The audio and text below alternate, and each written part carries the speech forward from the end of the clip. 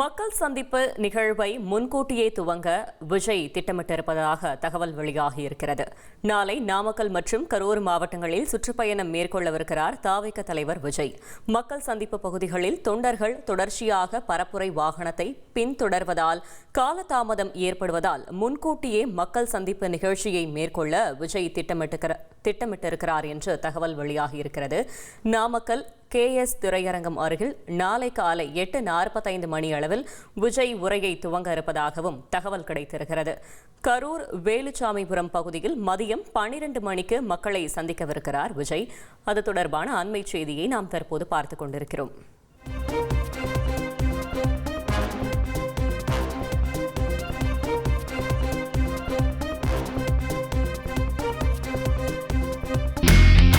இனி செல்லும் இடமெல்லாம் செய்தி.